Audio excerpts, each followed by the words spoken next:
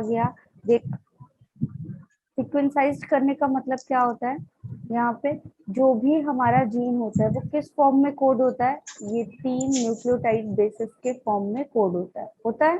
ठीक है, यही क्या करते हैं, different different type of codings करते हैं। अगर हम बात करें तो यहाँ पे क्या होता है आपका AGTC के सीक्वेंस बन सकते हैं, है ना, ATGC के सीक्वेंस बन सकते हैं, ACGT के सीक्वेंस बन सकते हैं इस तरह से अलग अलग डिफरेंट।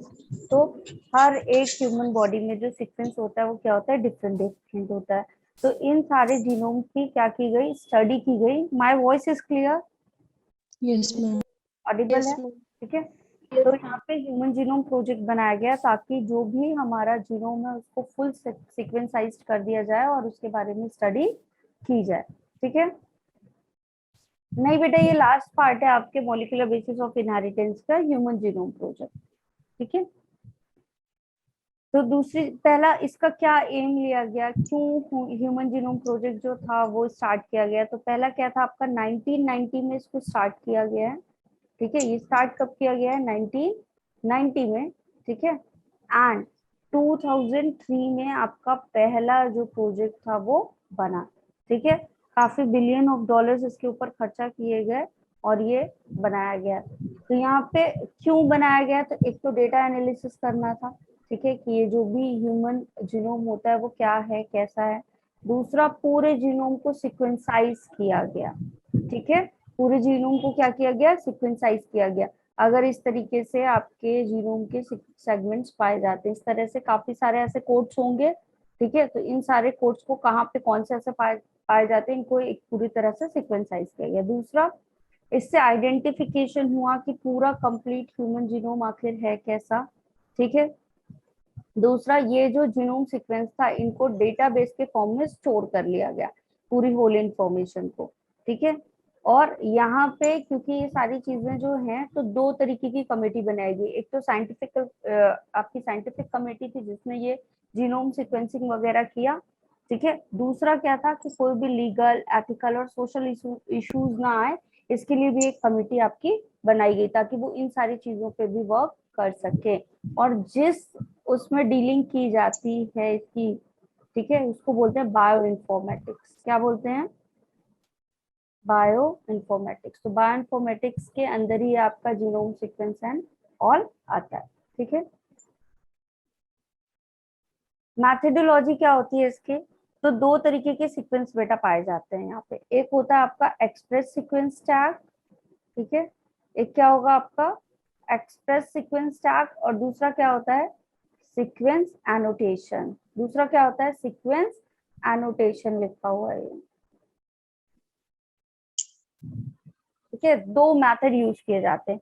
एक्सप्रेस सीक्वेंस टैग में क्या किया जाता है, केवल उस पार्ट की स्टडी की जाती है। जैसे मैंने अभी बताया था जब हम क्या पढ़ रहे थे, ट्रांसक्रिप्शन वाला पार्ट पढ़ रहे थे, जब पैकेजिंग पढ़ रहे थे कि यूक्रोमेटिन हेटेरोक्रोमेटिन दोनों होते हैं, तो फंक्शनल डीएनए भी है, नॉन फंक्शनल डीएनए भी है। तो फंक्शनल वाला डीएनए क्या बनाता है, हमेशा आरएनए बनाता है। ठीक है, और बाकी जो है वो क्या है आपका नॉन फंक्शनल डीएनए। ठीक, तो दो मेथड लिए गए यहाँ पे। पहला मेथड क्या था बेटा, ये पहली, अच्छा ये वाली स्लाइड, हाँ नोट कर लो।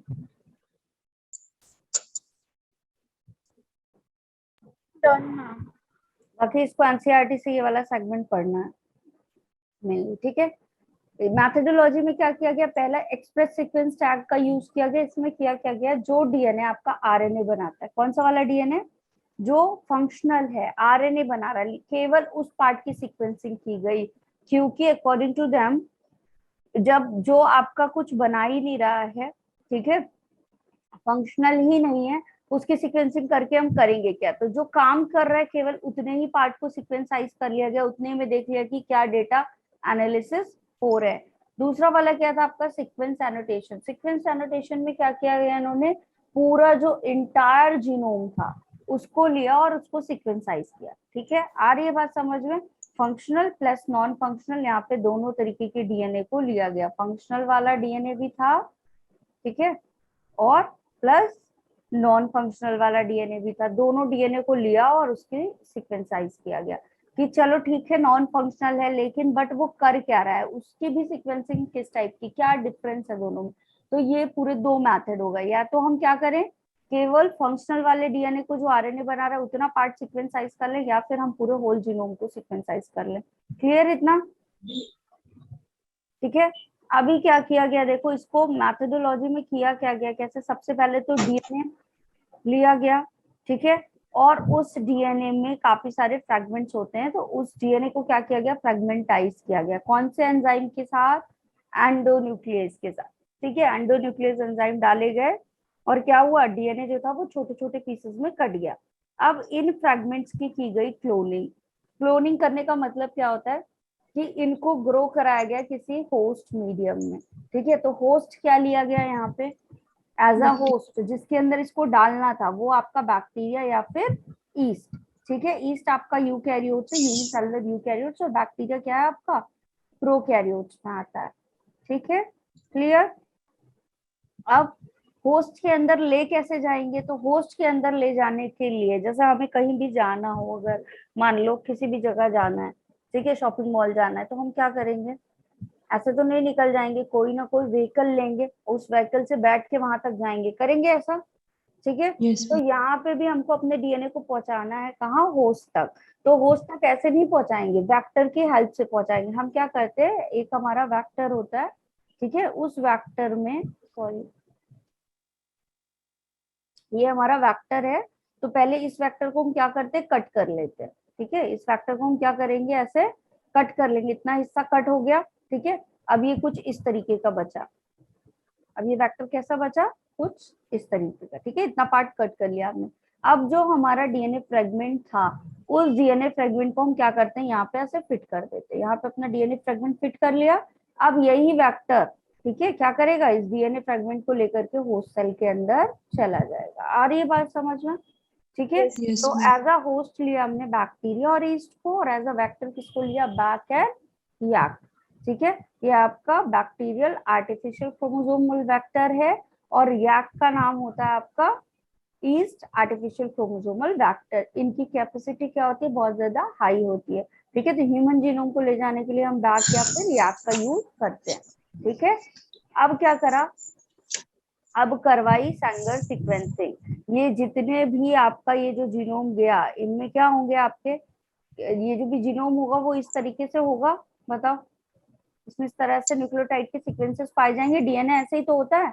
डीएनए की Yes, अगर ma'am. मैं बात करूं तो डीएनए के ऐसे 2 स्ट्रैंड थे, और इन दोनों स्ट्रैंड के बीच क्या था आपका, यहाँ ए था तो यहाँ टी था, जी था तो सी था, ऐसे ही था ना। तो अगर एक Yes, ma'am. स्ट्रैंड की बात की जाए तो G T A C G T, है ना, सी ए, ऐसे सीक्वेंस पाए जाएंगे, ठीक है। तो क्या किया गया, इनको सीक्वेंसाइज कर लिया गया, और फिर क्या किया गया, इनकी ओवरलैपिंग करवाई गई, ठीक है। फिर क्या करवाते हैं, इनकी ओवरलैपिंग। अब एक स्ट्रैंड, एक बात बताओ, यहाँ पे सीक्वेंस है, यहाँ पे सीक्वेंस है, अगर मैं यहाँ पे एक सीक्वेंस भेज दूं जो कि क्या हो, सी ए टी जी वाला सीक्वेंस हो, तो ये ढूंढेगा कि मेरा कॉम्प्लीमेंट्री कहाँ है, और वहां जाके बाइंड हो जाएगा।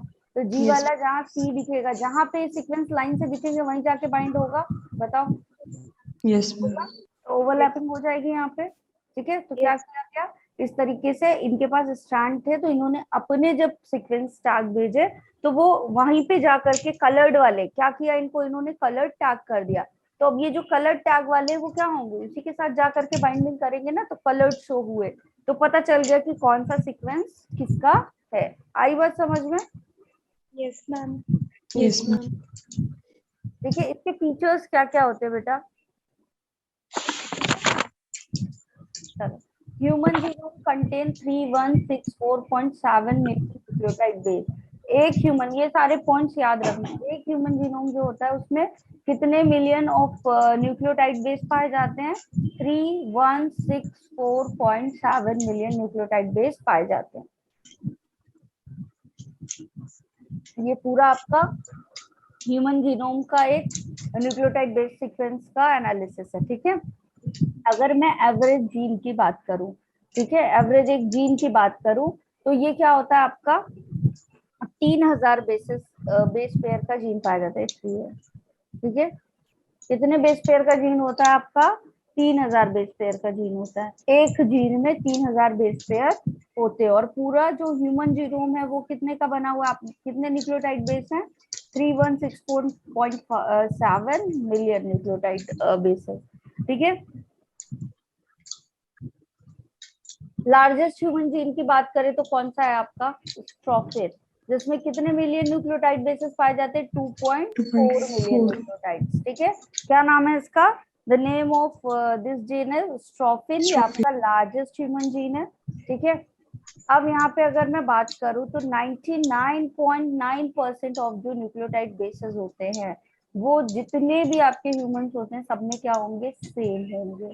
ठीक है, क्या होंगे? सब में सेम होंगे। आ रही है बात समझ में? केवल 0.1 का डिफरेंस पाया जाता है, बाकी आपके क्या होते हैं? ऑलमोस्ट सब में सेम तरीके का ही जीनोम पाया जाता है, मतलब न्यूक्लियोटाइड बेसेस सेम होते हैं। ठीक है, दूसरा, अभी तक जितने जीन को स्टडी किया गया है, ठीक है, अभी तक जितने जीन की स्टडी की गई है उसमें 50% जो आपका डिस्कवर्ड जीन है वो अभी तक क्या है? उसके फंक्शन अननोन है। अभी तक उसके फंक्शंस पता ही नहीं है। Functions are unknown for 50% of the discovered gene. ये जो आपके डिस्कवर्ड जीन किए गए हैं वो इसमें 50% का फंक्शन ही नहीं पता चल पाया कि एग्जैक्टली इसका फंक्शन है क्या। आ रही है बात समझ में? नोट कर लिया ये सारा point? Yes, ma'am. Yes, ma'am. No, ma'am. Note कर लो पहले इसको।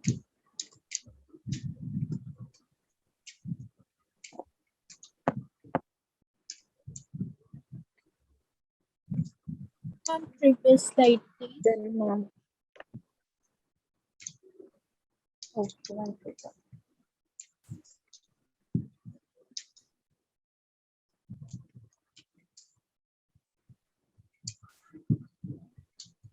मैम आपने वेक्टर से नीचे वाला सब क्या लिखा है?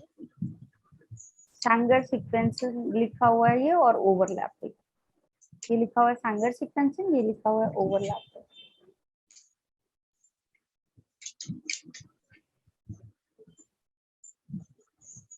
Done.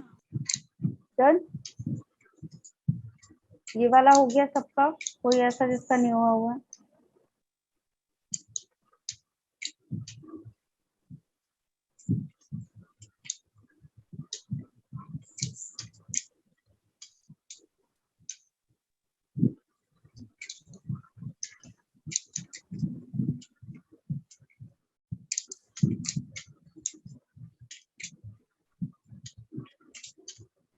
ठीक है, अब इसमें क्या होते हैं और क्या क्या फीचर है? Less 2% of the genome codes for the protein. 2% से कम जीनोम है जो क्या करता है? कोड करता है प्रोटीन को। दैट मीन्स फंक्शनल है, नॉन फंक्शनल है?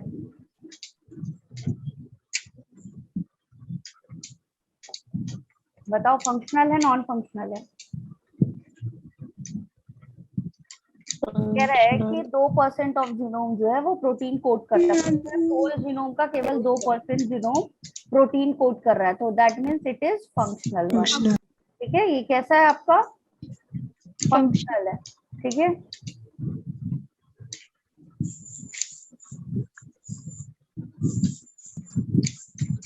और क्या पाया जाता है यहाँ पे? क्या होता है जब पूरे जीनोम की स्टडी की गई तो यहाँ पे देखा कि कुछ आपके डीएनए सीक्वेंसेस पाए जाते हैं जो क्या हो रहे हैं? रिपीट हो रहे हैं बार बार। क्या हो रहे हैं? काफी बार रिपीट हो रहे हैं। ठीक है, जैसे मान लो क्या था यहाँ पे? GATC का सीक्वेंस था, फिर CGAT कुछ भी था, फिर से GATC रिपीट हो गया। ठीक है, ये फॉर एग्जाम्पल मैं बता रही हूँ। फिर आपका कोई भी सीक्वेंस था रेंडमली, ठीक है, फिर GATC रिपीट हो गया। तो देखो GATC यहाँ पे भी है, GATC यहाँ पे भी है, यहाँ पे भी है। ठीक है, तो पूरे ह्यूमन जीनोम में कुछ ऐसे डीएनए सीक्वेंसेस होते हैं जो क्या होते हैं? कई बार रिपीट किए जाते हैं। ठीक है, तो इनका नाम क्या दे दिया गया? Repetitive sequences. क्या बोला गया इनको? Repetitive sequence. ठीक है, अब दो तरीके के क्रोमोसोम होंगे, एक जिसमें सबसे ज्यादा मोस्टली जीन होगा और एक होगा जिसमें सबसे कम होगा। ठीक है, तो सबसे स्मॉलेस्ट क्रोमोसोम कौन सा है? पढ़ाया है, बता दो। स्मॉलेस्ट क्रोमोसोम कौन सा है? जल्दी बताओ, पढ़ पढ़ के भूलना नहीं है भाई। आंसर करो, स्मॉलेस्ट क्रोमोसोम कौन सा है?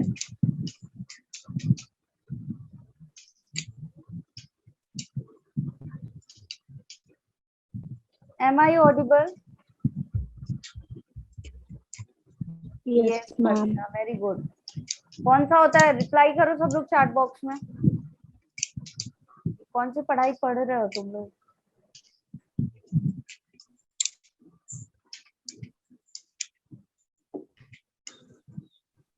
एक्चुअली तो जेनेटिक्स वाली क्लास ली है बेटा।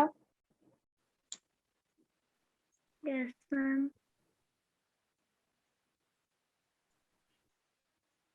क्रोमोसोम 21 के आंसर क्यों आ रहे भाई? Y chromosome. कौन सा क्रोमोसोम है सबसे छोटा आपका? स्मॉलेस्ट वाई क्रोमोसोम है, इसीलिए इसमें सबसे फीवेस्ट जीन है 231। सामने स्लाइड में भी लिखा हुआ है वाई क्रोमोसोम। जेनेटिक्स पढ़ा है सबने? पढ़ा है, जेनेटिक्स वाली क्लास ली है। वाई क्रोमोसोम में कौन सा वाला जीन पाया जाता है बताओ, जो कि आपकी टेस्टिस डिटरमिनिंग फैक्टर के लिए रिस्पॉन्सिबल होता है? Name of that gene. Yes, very good Ujjwal. Reply करो सारे लोग चैट बॉक्स में फटाफट।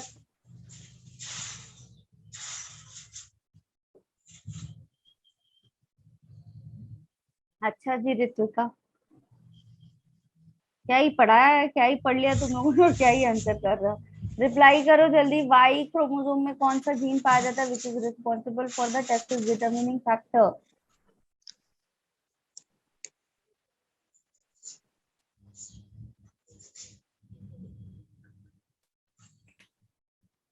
यस सिमरन, कौन सा जीन है बेटा? SRY जीन है ना, टेस्टिस का फॉर्मेशन करवाता है। और अगर यही SRY जीन म्यूटेंट हो गया या क्या हो गया, नॉन फंक्शनल हो गया, डिसफंक्शनल हो गया, कोई डिसऑर्डर हो गया उसमें, तो क्या होगा? जो मेल है वो इनफर्टाइल बन जाएगा और उसमें जो आपके मेल के सेकेंडरी सेक्सुअल कैरेक्टरिस्टिक्स होते हैं वो भी डेवलप नहीं होंगे। ठीक है, यहाँ पे दो क्रोमोसोम की बात की गई। एक है क्रोमोसोम 1 जिसमें सबसे ज्यादा जीन होते हैं 2968 वाला, और क्रोमोसोम वाई है जिसमें सबसे कम जीन पाए जाते हैं 231 वाला, और वाई आपका स्मॉलेस्ट क्रोमोसोम भी होता है। ठीक है, clear? Yes, ma'am.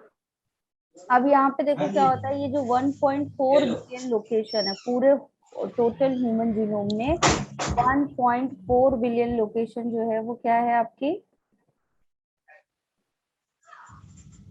wait a minute, ठीक है, क्या पढ़ा रही थी? देखो ये जो 1.4 बिलियन लोकेशन होती है, यहाँ पे एक सिंगल बेस डीएनए का डिफरेंस पाया जाता है। बाकी सारे सीक्वेंस क्या होते हैं? सेम होते हैं। जैसे यहाँ पे लिखा हुआ है देखो, ATGC-TA, ATGC-CA, ATGC-A। तो यहाँ पे ATGC वाले ये सीक्वेंस क्या है, सब में सेम दिख रहे हैं तुमको? है सेम, ये ए भी सेम है, लेकिन यहाँ पे एक न्यूक्लियोटाइड का क्या आ गया? डिफरेंस। क्या आया है यहाँ पे? एक न्यूक्लियोटाइड का डिफरेंस। जो तो जब भी हम डिफरेंस की बात करते हैं तो हम उस डिफरेंस को क्या बोलते हैं? पॉलीमॉर्फिज्म। मतलब ये सिर्फ एक सिंगल न्यूक्लियोटाइड की वजह से इसका जो मॉर्फोलॉजी है वो डिफरेंट दिखने लगी। दिखने लगी या नहीं दिखने लगी? अगर मैं बोलूं क्या ये सारे सेम है तो तुम क्या आंसर करोगे? No, ma'am. नहीं है, क्यों? क्योंकि इसमें एक न्यूक्लियोटाइड का चेंज आ गया तो इनकी मॉर्फोलॉजी चेंज हो गई। ठीक है, तो पॉलीमॉर्फिज्म हो रहा है यहाँ पे, अलग अलग तरीके के दिखाई देने लगे। और किसकी वजह से दिखाई देने लगे?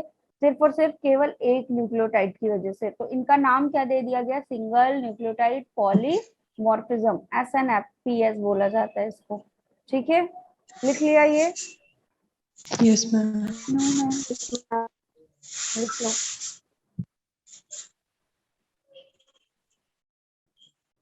मैम आपने फाइव हैज उसके आगे क्या लिखा है? क्या बेटा? फ्यूएस्ट लिखा हुआ है, Y हैज फ्यूएस्ट।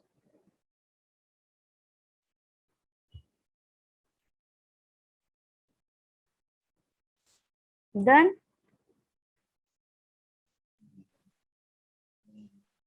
ठीक है ना, नेक्स्ट टॉपिक है तुम्हारा डीएनए फिंगरप्रिंटिंग। ठीक, डीएनए फिंगरप्रिंटिंग क्या है बेटा? ये आपकी फॉरेंसिक टेक्निक होती है। इसमें किया क्या जाता है? डीएनए जो होता है उससे मैच करवाया जाता है कि कितना परसेंट जो है वो सिमिलर है। ठीक है, कहाँ पे किसका मिल रहा है। तो यहाँ पे ये टेक्निक यूज कहाँ की जाती है, फॉरेंसिक में यूज की जाती है। जो भी आपका क्या होता है सस्पेक्ट पर्सन होता है उसको उसके डीएनए को मैच करवाया जाता है कि क्या ये डीएनए का जो सीक्वेंस है वो मैच हो रहा है। अगर हो रहा है तो फिर वही क्या होगा, आपका जो पर्सन है वही कल्प्रिट होगा। ठीक है, ये टेक्निक दी किसने थी, सर एलेक्स जाफरी ने इस टेक्निक को प्रपोज किया था। ठीक है, it is the forensic based technique. और ये क्या करता है, आपका आइडेंटिफाई करता है डिफरेंट टाइप ऑफ इंडिविजुअल्स को बाय कैरेक्टरिस्टिक्स ऑफ डीएनए। हर इंडिविजुअल्स के कुछ स्पेसिफिक डीएनए सेगमेंट्स पाए जाते हैं। ठीक है, 99%, अभी मैंने क्या बताया, 99% जो है आपका वो क्या होता है, सेम होता है। ठीक है, जो 0.1% का आपका क्या हो रहा है, डिफरेंस आता है, उसी डिफरेंस सीक्वेंस की एनालिसिस की जाती है और पता लगाया जाता है कि ये इंडिविजुअल्स जो है वो, मतलब ये जो दो सैंपल है क्या वो सेम इंडिविजुअल्स के हैं। ठीक है, इसका पता और किस में लगाया जाता है, आपके जो मैटरनल पैटर्नल इश्यूज हो जाते हैं उसमें भी पता लगवाया जाता है कि मम्मी पापा का किससे मैच करवाया जाता है डीएनए, उनके ऑफस्प्रिंग के साथ। ठीक है, अब अगर डीएनए की बात करें तो डीएनए आपका दो टाइप का, एक बल्क डीएनए होगा वही सेम वाला जो सब में क्या है सेम है 99.9%, और एक होता है आपका कर लो बेटा, चलो ठीक है, एक आपका होगा बल्क डीएनए जो क्या है 99.9% सेम है, और दूसरा क्या होता है सैटेलाइट डीएनए होता है। ठीक है, ये सैटेलाइट डीएनए क्या होगा आपका, डिफरेंट होता है, हर एक इंडिविजुअल में कैसा होता है, डिफरेंट होता है। ठीक है, अब ये जो सैटेलाइट डीएनए है इसके थ्रू हम क्या करते हैं, पता करवाते हैं कि ये इंडिविजुअल जो है, व्हाट हैपेंड, प्रीवियस स्लाइड, अच्छा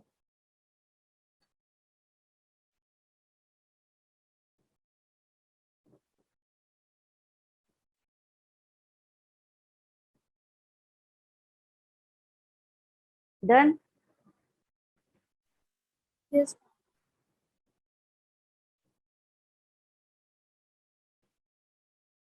ठीक है, ये जो आपका सैटेलाइट डीएनए होता है इसके थ्रू ही क्या किया जाता है, इंफॉर्मेशन जो होती है वो ली जाती है इंडिविजुअल्स की। ठीक है, क्योंकि यही आपका क्या है, डिफरेंट होता है इंडिविजुअल टू इंडिविजुअल। जो सेम वाला है वो तो सभी में सेम होगा, तो उससे तो पता लगाया नहीं जा सकता। ठीक है, यहाँ पे क्या होंगे, आपके रिपीटेटिव सीक्वेंसेस होते हैं। ठीक है, क्या होंगे यहाँ पे, रेपिटेटिव सीक्वेंसेस। ठीक, तो एक होता है आपका वीएनटीआर और एक होता है आपका एसटीआर। वीएनटीआर को हम बोलते हैं मिनी सैटेलाइट, मिनी सैटेलाइट, और एसटीआर को हम क्या बोलते हैं, माइक्रो सैटेलाइट। ठीक है, तो यहाँ पे वीएनटीआर का फुल फॉर्म क्या होता है, variable number of tandem repeats, और एसटीआर का मतलब क्या होता है, शॉर्ट टेंडम रिपीट्स। ठीक है, वीएनटीआर का मतलब क्या होता है आपका, variable number of tandem repeats, और इसका मतलब क्या होता है आपका, शॉर्ट टेंडम रिपीट। ठीक है, यहाँ पे ये कितने केबी का होता है, 0.1 से 20 केबी का आपका न्यूक्लियोटाइड बेसिस के सीक्वेंसेस होते हैं, जबकि यहाँ पे 1 to 6 बेस पेयर के ही सीक्वेंसेस पाए जाते हैं। ठीक है, अब यहाँ पे क्या होता है, ये जो रिपीटेटिव सीक्वेंसेस होते हैं किस बेस के होते हैं आपके, एक तो इनका रेशियो देखा जाता है, एटी एंड जीसी का रेशियो कितना है। ठीक है, किन किन बेसिस पे इनको लिया जाता है, पहला देखा जाता है कि एटी एंड मैम जीसी का, स्लाइड।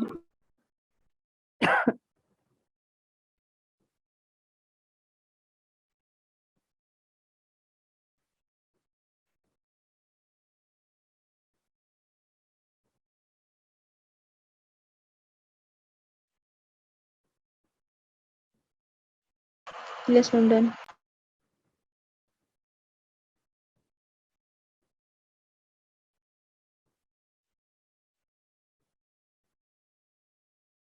ठीक है, यहाँ पे रिपीटेटिव सीक्वेंस पे क्या क्या चीजें एनालिसिस की जाती है, पहला तो ये कि ये जो एटी और जीसी के सीक्वेंसेस है वो उनका रेशियो क्या है, एक मिनट रुकना बेटा। ठीक है, ATNGC के रेशियो क्या है, और दूसरा लेंथ ऑफ सीक्वेंस कितनी है, कितने न्यूक्लियोटाइड बेसिस के सीक्वेंसेस पाए गए हैं, और तीसरी चीज क्या देखी जाती है, नंबर ऑफ रिपीटेशन, कितनी बार ये रिपीट हो रहे हैं। आ रही है बात समझ में? मान लो यहाँ पे क्या है, लेंथ ऑफ सीक्वेंसेस GTAC का रिपीट आ रहा है बार बार, ठीक है। तो यहाँ पे कुछ सीक्वेंस होंगे, फिर GTAC आया, फिर सीक्वेंस है, फिर GTAC आया, फिर क्या है, कुछ सीक्वेंस है, फिर से GTAC आया, फिर सीक्वेंस है डिफरेंट टाइप ऑफ, फिर से क्या आया आपका GTAC का सीक्वेंस आया। तो क्या क्या चेक करेंगे, एक तो चेक करेंगे कि यहाँ पे ATNGC का कितना सीक्वेंस आ रहा है, ठीक है, मतलब रेशियो कितना आ रहा है, कितने ATNGC का जो रेशियो है वो कितना आ रहा है, ठीक है। अभी तो मैंने यहाँ पे क्या किया है, GTAC इस तरह से लिख दिया। अगर मान लो ये सीक्वेंस क्या होता आपका GACGT, इस तरीके का सीक्वेंस होता तो क्या होता, यहाँ पे रेशियो में डिफरेंस आता।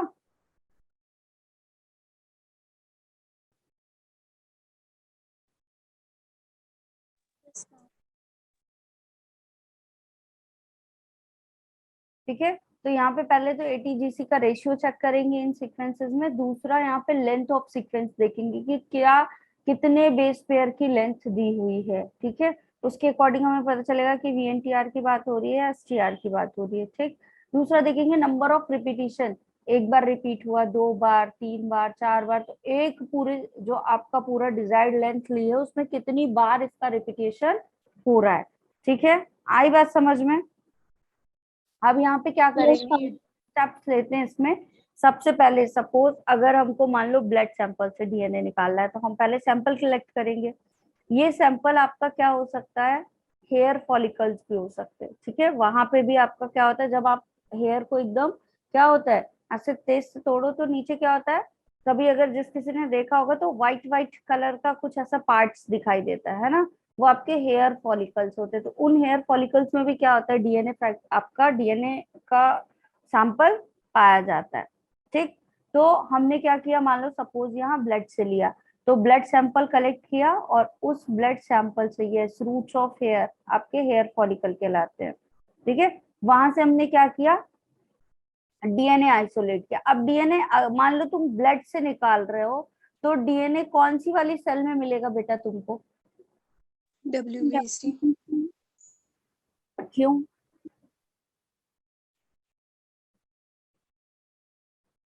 क्यों बताओ, बताओ बताओ क्यों, WBC में ही क्यों?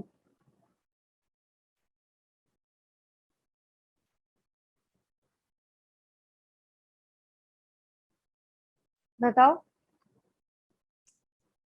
आपकी RBC और प्लेटलेट्स के बारे में ब्लड पढ़ा है अच्छे से, 11th में पढ़ा होगा ब्लड ना। Yes, ma'am. क्या कंपोनेंट होते हैं आपके, प्लाज्मा होता है, कार्ब सेल्स होते हैं, है ना। WBC, RBC और क्या होगा आपका, प्लेटलेट। तो RBC में हीमोग्लोबिन होती है, अच्छा जी। RBC जो होगा वो क्या होगा आपका, ई न्यूक्लिएटेड होता है। कैसा होता है, ई न्यूक्लिएटेड। प्लेटलेट्स भी ई न्यूक्लिएटेड होती है। जब न्यूक्लियस ही नहीं है तो वहां पे DNA होगा क्या, बोलो, है ना, उसको कैरी करना होता है ऑक्सीजन, ठीक है। इसलिए वो क्या करता है, स्पेस बना लेता है। न्यूक्लियस बनता तो है उसमें जब फॉर्मेशन होता है RBC का, लेकिन वो क्या हो जाता है, डिसअपेयर हो जाता है न्यूक्लियस। क्यों? क्योंकि उसको क्या करना है, ऑक्सीजन कैरी करवाना है, स्पेस चाहिए, ठीक है। तो उसके अंदर आपका बाकी ऑर्गेनल नहीं होंगे। तो जब आपका न्यूक्लियस ही नहीं है उसमें, तो फिर वहां से DNA निकाल नहीं सकते। तो न्यूक्लियस किसके पास पाया जाता है, केवल WBC के पास। तो WBC से क्या किया हमने, DNA फ्रेगमेंट निकाला, ठीक है। अब क्या करेंगे, इसको रेस्ट्रक्शन एंडोन्यूक्लियस से इसको डाइजेस्ट करवाएंगे, ठीक है। क्या होता है आपका रेस्ट्रक्शन एंडोन्यूक्लियस, ये आपके रेस्ट्रक्शन एंजाइम होते हैं जो क्या करते हैं, DNA को कट करते हैं। क्या करते हैं ये बेटा, DNA को कट करते हैं। ये रेस्ट्रिक्शन एंजाइम कहाँ से निकाले जाते हैं, बैक्टीरिया से, ठीक है। कहाँ से निकाले जाते हैं, एक ब्लैंक स्लाइड में बता दूं मैं। नाम सुना है कभी रेस्ट्रिक्शन एंडोन्यूक्लियस का, बताओ। सुनो, ये No. एक्टोन्यूक्लियस पाए जाते हैं कहाँ बेटा? बैक्टीरिया में। कहाँ पाए जाते हैं? बैक्टीरिया के डिफेंस मैकेनिज्म होते हैं ये, ठीक है। क्या कर रहे हैं बैक्टीरिया में? डिफेंस दे रहे हैं। किससे डिफेंस दे रहे हैं? बैक्टीरियोफेज से। किससे डिफेंस कर रहे हैं? बैक्टीरियोफेज से। क्या होता है आपका बैक्टीरियोफेज? एक वायरस है जो किसको इन्फेक्ट करता Yes, है? ma'am. बैक्टीरिया को, पता है ना? Bacteria. तो यहाँ Yes, ma'am. बैक्टीरिया के पास पाए जाते हैं रेस्ट्रिक्शन एंजाइम, और वो क्या करते हैं? बैक्टीरियोफेज का जो डीएनए होता है उसको कट कर देते हैं। क्या कर देते हैं? बैक्टीरियोफेज के डीएनए को क्या करेंगे? कट कर देंगे। बैक्टीरियोफेज का डीएनए कट हो जाएगा तो अब क्या ये प्रोटीन बना पाएगा? नहीं बना पाएगा। Infection No, cause ma'am. कर पाएगा? नहीं कर पाएगा, ठीक है। तो नो इन्फेक्शन कॉज, ये इनका डिफेंस मैकेनिज्म है, ठीक। अब एक सवाल ये आता है कि अगर ये डीएनए, ये एंजाइम जो है आपके, कौन से? रेस्ट्रिक्शन एंडोन्यूक्लियस, ठीक है। ये रेस्ट्रिक्शन एंडोन्यूक्लियस भाई अगर डीएनए को पहचान के कट करते हैं तो डीएनए तो बैक्टीरिया के पास भी है या नहीं है? ये बताओ। Yes ma'am. डीएनए तो बैक्टीरिया के पास भी है, तो भाई बैक्टीरिया वाला डीएनए भी तो कट कर देगा। जहां देखेगा रेस्ट्रिक्शन एंजाइम का काम क्या है? डीएनए फ्रेगमेंट को कट करना, ठीक है। तभी तो ये हमारी बॉडी वाले जो डीएनए हमने आइसोलेट किया अगर डाल दिया तो वो उसको भी कट कर देगा स्पेसिफिक सीक्वेंस से, ठीक है। एक स्पेसिफिक सीक्वेंस पे कट करता है, ठीक है। तो ये कट कर देगा, लेकिन बैक्टीरिया का डीएनए भी तो कट कर देगा। तो बैक्टीरिया के पास इसका सोल्यूशन है, ठीक है। जो बैक्टीरियल डीएनए होता है यहाँ पे क्या पाया जाता है? मिथाइलेशन। क्या पाया जाता है? मिथाइलेशन। यहाँ होता है आपका क्या? मिथाइलेज होता है जो क्या करता है? बैक्टीरिया को, जैसे ये बैक्टीरियल डीएनए है सपोज, तो यहाँ पे ऐसे टैगिंग कर देगा। क्या कर देगा इसके डीएनए में? ये सपोज ऐसा था तो यहाँ टैगिंग कर दिया इसने। अब जब यहाँ पे टैगिंग कर दिया तो रेस्ट्रिक्शन एंजाइम पहचान जाता है कि अच्छा ये वाला डीएनए कट नहीं करना है, और जिसमें टैगिंग नहीं होगी मिथाइलेशन नहीं होगा वो वाला डीएनए ये कट कर देगा, ठीक है। तो बैक्टीरिया अपना वाला बचा लेता है, ये इसका डिफेंस मैकेनिज्म है। आई बात समझ में? तो अब ये Yes. रेस्ट्रिक्शन एंजाइम का काम क्या है? फ्रेगमेंटाइज कर देता है। क्या करता है ये? फ्रेगमेंट जनरेट करवाता है किसके? डीएनए के, ठीक। तो हमने डीएनए निकाल लिया डब्ल्यूबीसी से, और फिर हम क्या करेंगे? इसको यहाँ पे ट्रीट करेंगे रेस्ट्रिक्शन एंडोन्यूक्लियस। अब समझ में आ कि रेस्ट्रिक्शन एंडोन्यूक्लियस क्या करेगा? Specific Yes. साइट पे कट करेगा और काफी सारे फ्रेगमेंट्स हमको यहाँ पे ऐसे ऐसे मिल जाएंगे। अब हमको मिल गए क्या? फ्रेगमेंट्स मिल गए। अब हम इसको क्या करते हैं? आपका इलेक्ट्रोफोरेसिस, अगर वो जेल इलेक्ट्रोफोरेसिस होता है वहां पे इस डीएनए फ्रेगमेंट को रन कराते हैं, ठीक है। अगर उस जेल इलेक्ट्रोफोरेसिस का नाम सुना है कभी?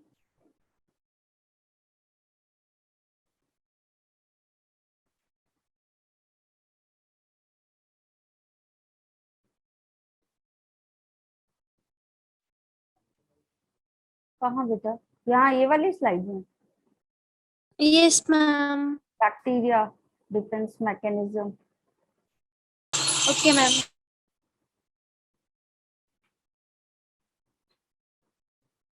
अगर उस जेल इलेक्ट्रोफोरेसिस, ठीक है।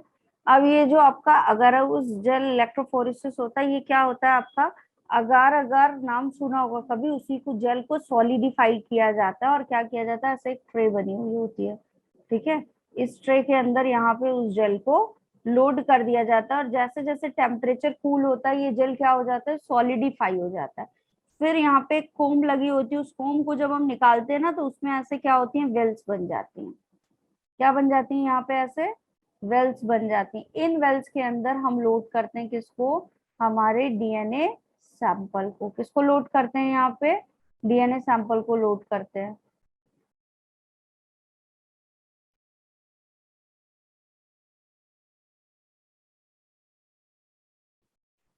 ठीक है। अब ये जो यहाँ पे क्या होता है? यहाँ लगे होते हैं इलेक्ट्रोड।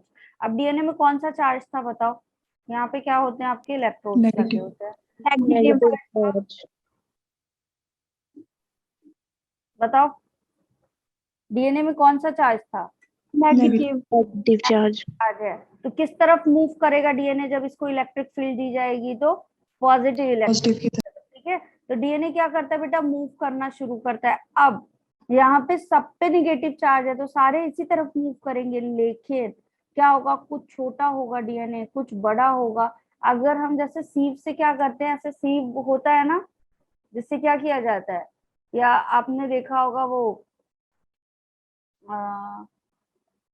जो बड़े पार्टिकल्स है वो क्या आएंगे, आपके ऊपर रुक जाएंगे, और छोटे वाले पार्टिकल्स क्या होते हैं, नीचे आ जाते हैं जब किसी चीज को छानते हैं। तो यही होता है प्रोसेस, ठीक है। तो यहाँ पे भी कैपिलरी एक्शन होता है। यहाँ पे क्या हो जाते हैं, छोटे छोटे, ये जब जेल सॉलिडिफाई होता है ना, तो ऐसे ये नेटवर्क बना लेता है, ऐसा नेटवर्क बना लेता है।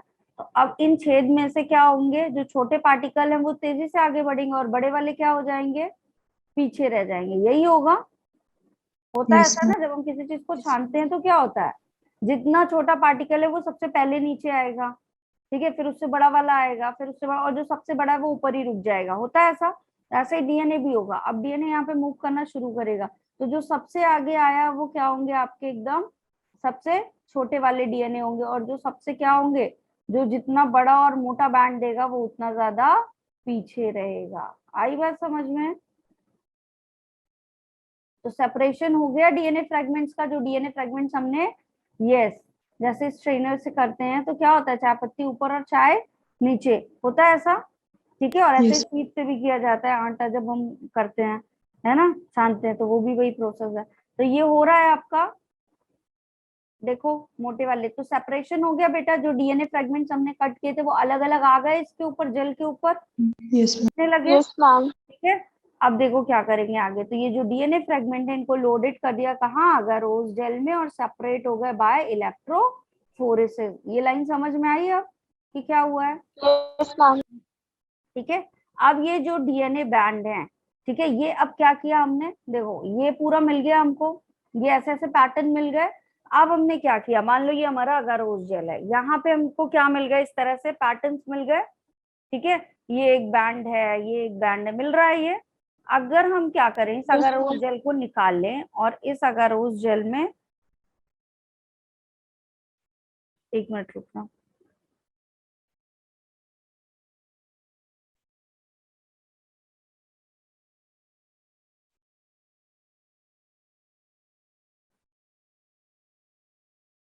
ठीक है। अब हमने इसके ऊपर क्या कर दिया, नायलॉन की मेम्ब्रेन्स आती है, क्या आती है, नायलॉन की मेम्ब्रेन आती है। अब अगर हमने, ये मान लो हमारा जेल है, ये हमारा जेल है, ये वाला हाथ मेरा जेल है, और ये है हमारी नायलॉन मेम्ब्रेन, इसको इसके ऊपर ऐसे रख दे और कुछ वेट रख दे, तो क्या होगा, ये जो पैटर्न बने हैं वो इस नायलॉन मेम्ब्रेन पे भी आ जाएंगे या नहीं आ जाएंगे, बताओ। Yes, ma'am. Nylon Yes, membrane ma'am. में भी कैपिलरी एक्शन होता है, तो यहाँ इस डीएनए से ये क्या होगा, इसी तरीके की एक, मान लो हमने क्या लिया, नायलॉन मेम्ब्रेन, ठीक है, ब्लॉटिंग पेपर भी इसको बोला जाता है। तो यहाँ पे क्या होगा, जैसे जैसे पैटर्न बने थे वही पैटर्न यहाँ पे बन जाएंगे, बोलो। ये ऐसा यहाँ पे बना हुआ था, वही सारे यहाँ पे आ गए, Yes, ma'am. सबके इस पे आ गए, ठीक है। आई बात समझ में, प्रोसेस समझ में आ रही है बेटा। Yes, ma'am. ठीक? तो देखो यहाँ पे ये लिखा हुआ, डीएनए बैंड को हमने ट्रांसफर कर लिया नाइट्रोसेलुलोज मेम्ब्रेन, या नायलॉन मेम्ब्रेन भी इसको बोला जाता है, ठीक है। ट्रांसफर हो गया, समझ में आया, ठीक है। अब क्या करेंगे हम, यहाँ पे लेबल्ड कर देंगे इसको रेडियो एक्टिव प्रोब के साथ, ठीक है, रेडियो एक्टिव प्रोब के साथ, जो हमारे VNTR, क्या होते हैं हमारे VNTR प्रोब्स होते हैं, ठीक है, उनके साथ इसको क्या कर दिया, फ्रेगमेंट्स को लेबल कर दिया। अब जो ये VNTR प्रोब थे वो क्या थे, हमारे सीक्वेंसाइज थे भाई, GTCA वाले थे, ठीक है। अब जहां जहां GTCA वाला सीक्वेंस पाया जाएगा, जिसपे सस्पेक्ट है ये उसका है, ठीक है, और ये वाला सैंपल जो हमको मिला था वहां से ये वो वाला है। तो अगर मान लो ये VNTR वाले सीक्वेंस यहाँ पे भी प्रेजेंट होंगे, दोनों सेम पर्सन का है, सेम इंडिविजुअल का है, तो ये यहाँ पे भी पाया जाएगा या नहीं पाया जाएगा, बताओ। Yes, ma'am. पाया Yes. जाएगा। जिसपे सस्पेक्ट था उसका लेकर के आइसोलेट करके पहले से रख लिया, सीक्वेंसाइज कर लिया, और जो ब्लड सैंपल वहां पे मिला था, मान लो कहीं मर्डर हुआ था वहां का था, तो वो यहाँ पे निकाल लिया। अब अगर ये दोनों सेम पर्सन हुए जिस पे सस्पेक्ट है, तो इसके VNTR प्रोब्स को हमने रेडियो एक्टिव लेबल कर दिया। मतलब अब ये क्या देंगे, कुछ ना कुछ फ्लोरोसेंस देंगे, चमकेंगे, कलर देंगे जब हम इनको कहाँ ऑटो रेडियोग्राम में देखेंगे। ठीक है, ऑटो रेडियोग्राफी करेंगे तो ये हमको मिलेंगे कहीं ना कहीं। तो अगर सेम होंगे तो ये जाकर के बाइंडिंग करेगा, जहां कहीं GTCA वाला होगा उसके साथ जाके कॉम्प्लीमेंट्री करेगा या नहीं करेगा। ठीक है, Yes. तो इन प्रोब के साथ Yes, इसको ma'am. लेबल कर दिया, और लेबल करने के बाद क्या किया, ऑटो रेडियोग्राफी। क्या किया यहाँ पे, ऑटो रेडियोग्राफी। यार क्या ही हो रहा है,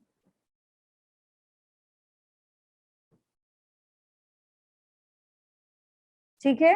फिर क्या करेंगे, इसकी ऑटो रेडियोग्राफी करेंगे। देखो यहाँ पे आगे ये लिखा हुआ है, एक्सरे के थ्रू देखा जाए, या फिर इसी को क्या बोलते हैं, ऑटो रेडियोग्राफी। ठीक है, तो वहां पे हमको मिल जाएंगे बैंड्स जो भी मैचिंग वाले होंगे, तो वहां पे क्या करेंगे, वो एलिमिनेट होकर के दिखेंगे, तो पता चल जाएगा। बोलो। Yes.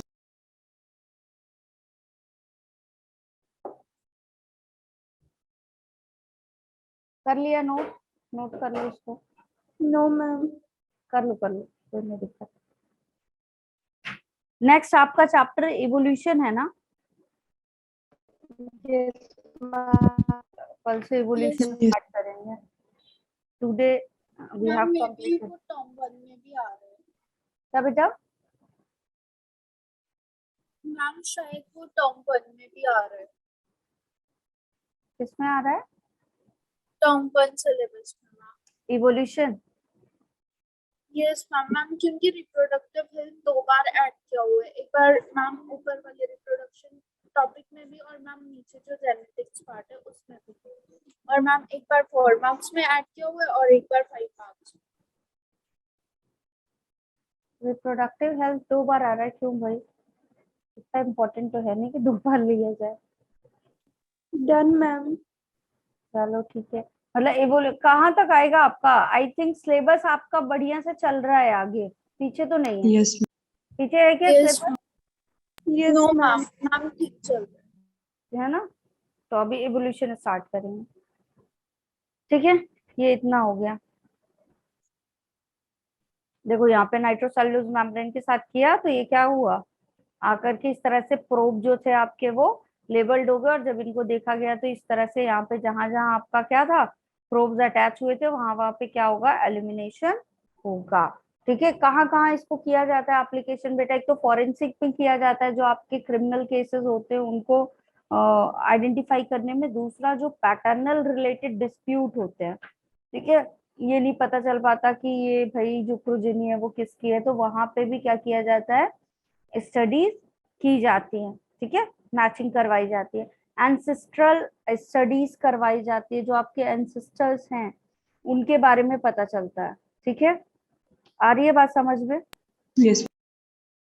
ठीक है, और फ्रीक्वेंसी पता चल सकती है, आपकी जीन फ्रीक्वेंसी पता चलती है कि डाइवर्सिटी जो हो रही है उसकी फ्रीक्वेंसी कितनी है।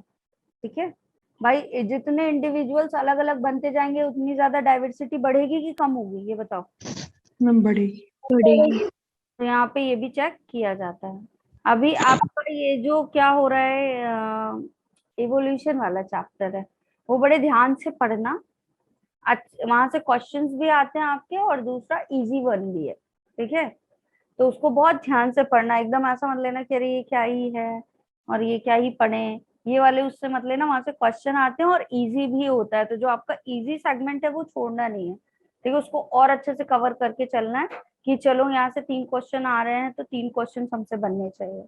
ठीक है, क्योंकि समटाइम क्या Yes. होता है ना, आपका जो बड़ा टफ वाला हमने काफी अच्छे से पढ़ा होता है, ठीक है, बहुत डिटेल में पढ़ लिया होता है, बहुत मेहनत से भी पढ़ लिया होता है, लेकिन क्या होता है, क्वेश्चंस आते हैं तो ये चांसेस थोड़ी है बेटा कि जितने आएंगे उतने ही बन जाएंगे।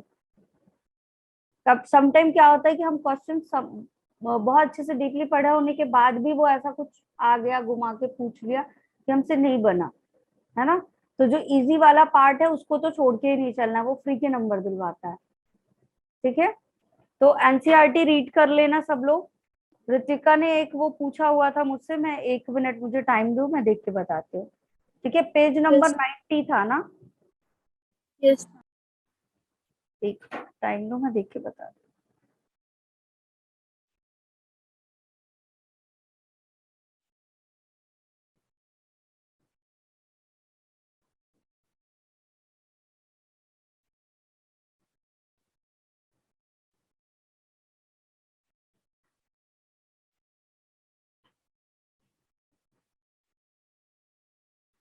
नोट कर लिया है सब लोगों ने ये?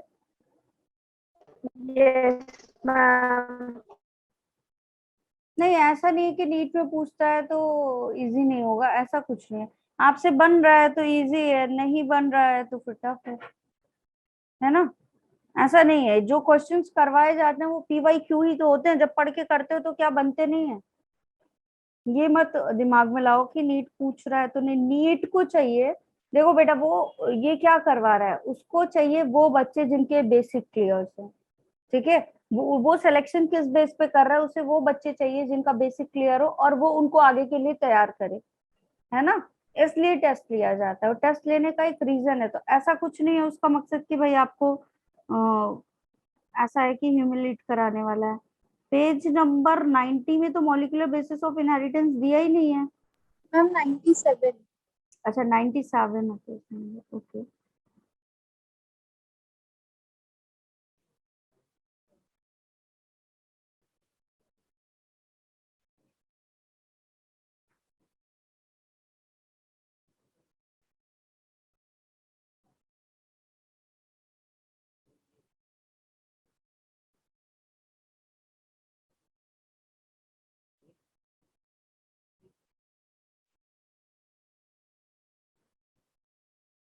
कौन सा वाला पैराग्राफ है बेटा?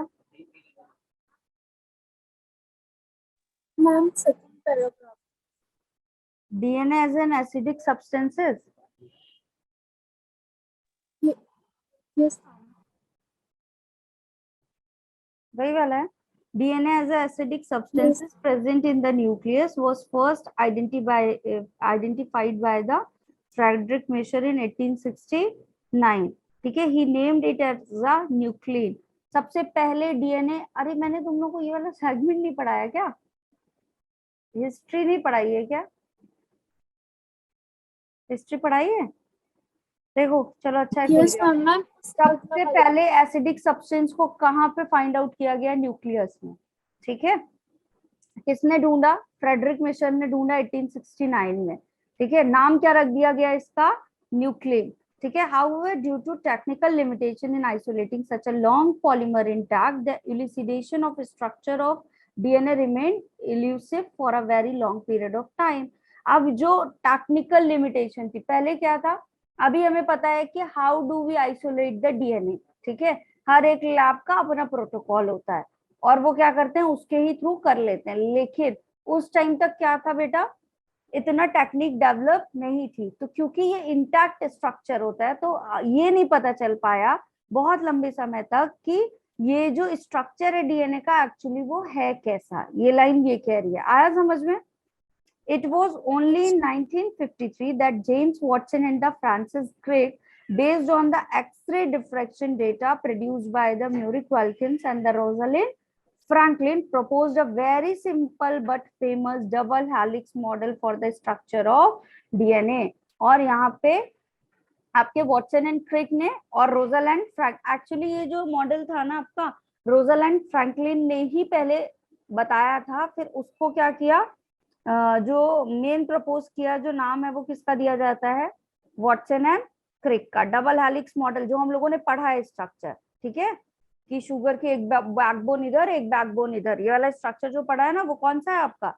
डबल हेलिक्स स्ट्रक्चर, वो इन्होंने बताया। On the hallmarks of their proposition was base pairing between the two strand of the polynucleotide chain. ये किसके बेस पे बेटा था आपका? पॉलीन्यूक्लियोटाइड की ये जो चेन होती है, यहाँ पे बेस पेयरिंग होती है, यही था ना आपका? एक शुगर इधर एक शुगर इधर, और इसके साथ क्या अटैच थे? बेसेस अटैच थे। हाँ यही था ना? तो यही बताया इन्होंने कि इन्होंने किसके अकॉर्डिंग क्या बताया इसमें हॉलमार्क, मतलब इसमें मेन चीज क्या बताई कि प्रीपोजिशन ऑफ आपका sorry preposition of the base pair. Base pair किस तरीके से अरेंज होते हैं आपका ठीक है। ये उसके बाद अगला किसने बताया आपका ऑब्जर्वेशन दिया, एरविन चारगाफ ने, that for the double stranded DNA the ratio between adenine and thymine and cytosine and guanine is constant and equal 1, जो कि हमने पढ़ा हुआ है। ठीक है, क्लियर, यहीं तक था, आगे भी है क्या? नो मैम, यही पूछना था। मैम एक और डाउट है। यस, यही था।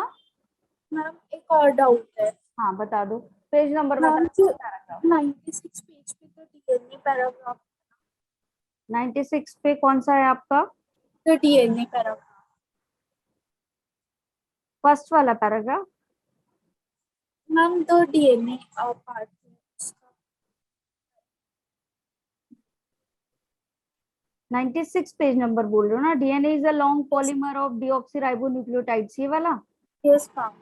The length of DNA is usually defined as the number of nucleotides for a pair of nucleotides referred to as a base pair present in it. तो जो आपकी लेंथ ऑफ डीएनए है वो कैसे defined हो रही है? कितने नंबर ऑफ न्यूक्लियोटाइड्स ऐड हो रहे हैं, एक अगला शुगर, ठीक है, फिर अगला शुगर। मान लो ये जो एसएस लिख रही हूँ, ये आपके क्या है, न्यूक्लियोटाइड्स ऐड होते जा रहे हैं। तो जितने बेटा न्यूक्लियोटाइड ऐड होंगे उतना लंबा होगा डीएनए का फ्रेगमेंट। बताओ। Yes ma'am. ठीक है, ये बोल रहा है। मैम जो This is also the characteristics of an organism. For example, a bacteriophage known as lambda 10174 has 5386 nucleotide. Bacteriophage आपका 5 वाला जो होता है वो 5386 होता है, और lambda वाला जो होता है 4850 बेस पेयर होता है। ठीक है, ई कोलाई जो होता है आपका 4.6 into 10⁻⁶ बेस पेयर होता है। और haploid content of human DNA की बात करें तो कितना है, 3.3 10⁻⁹ आपका 9 बेस पेयर। ठीक है, तो ये हर एक क्या कर रहा है, न्यूक्लियोटाइड्स ऐड होते जा रहे हैं, तो इनकी लेंथ भी क्या होती जा रही है, इंक्रीज होती जा रही है। ये Srishtika, each and every line of the NCERT is important. ठीक है, इसीलिए एनसीईआरटी रीड करने के लिए बोला जाता है। बहुत सारी ऐसी जगह, जैसे आपके जेनेटिक्स में से ना सॉल्व करने वाले बेटा पार्ट आता है, ठीक है, लेकिन इस चैप्टर से वो कहीं से भी रेंडमली एकदम ऐसे क्वेश्चन पूछ सकता है जो याद करने वाले हैं। ठीक है, तो आपको एनसीईआरटी सबको अच्छे से रीड करनी है। That's why I am always saying to you after completion of one chapter that you have to read this, बोलती हूँ मैं। ठीक है, तो उसके पीछे रीजन ये है। तो सबको एनसीईआरटी अच्छे से रीड करना है। आज ये चैप्टर ओवर, तो you have to read that part.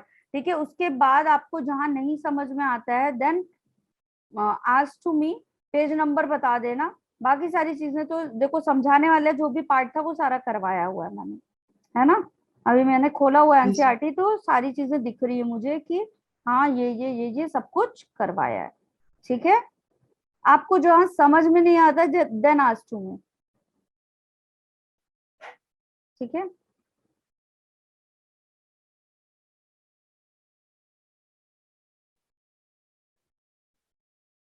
चलो पढ़ लेना ये। ठीक है everyone, yes ma'am. Transcription, karyotes और ये सारा जेनेटिक कोड भी हो गया।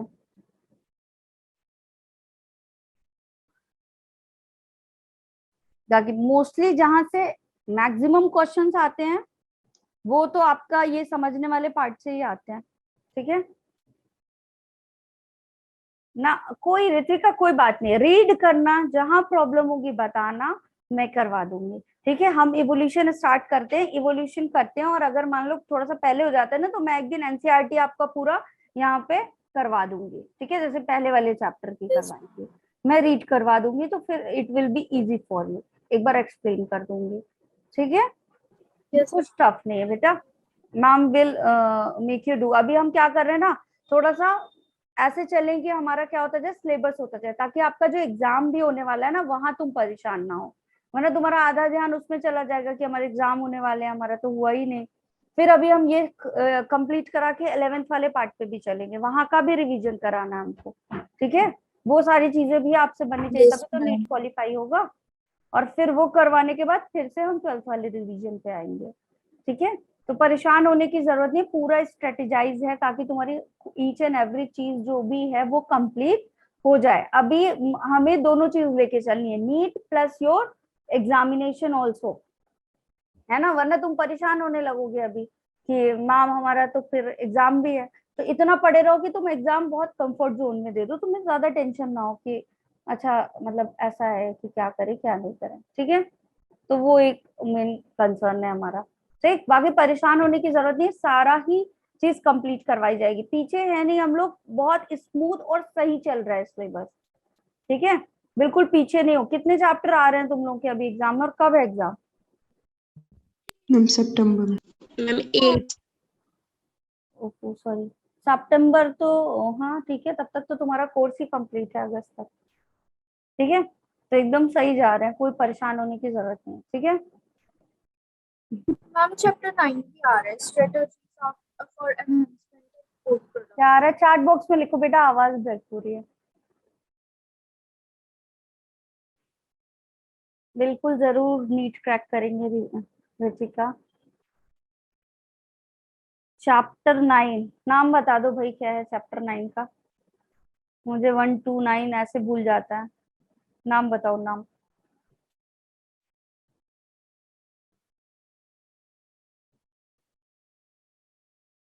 ये तो 5th चैप्टर है ना, जो भी हमने पढ़ा शायद। नाम बताओ क्या है चैप्टर का, 9 चैप्टर कौन सा है? तुम्हें भी भूल जाता है, तुम्हें नाम भूल जाता है क्या?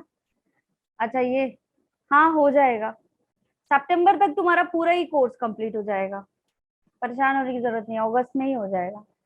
यस, कंप्लीट, ये सारा कुछ हो जाएगा, आराम से पेपर देना, बढ़िया से खूब खूब लिख के आना, ठीक है। कोई दिक्कत नहीं है, अच्छे से दे लोगे सब लोग पेपर जो पढ़ रहे हैं। Oh thank you Pratibha, I really need it, get well soon की बहुत ही जरूरत है। यस, ठीक है। चलो कल वाली क्लास में मिलते हैं, कल हम नया चैप्टर स्टार्ट करेंगे, ठीक है। ये initiate the new chapter of evolution, evolution ही है ना नेक्स्ट अभी, यस मैम। है ना, इवोल्यूशन कल से स्टार्ट करेंगे, ठीक है। तो और ये वाला अच्छे से पढ़ लेना, अभी टेस्ट होगा आपका संडे वाला, ताकि सबका मोरल थोड़ा सा हाई हो जाए, ठीक है। जब अभी करोगे ना, कॉन्फिडेंस बूस्ट अप होना जिसने चाहिए। जो तेरा ख्वाब पिरोया कौन है नींदे भाई, गाना क्यों बनी। गा रहे हो क्लास में? लाइव क्लासेस जाती हैं भाई। चलो ठीक है, bye bye everyone, take care. Bye ma'am, thank you. Take care. Bye ma'am.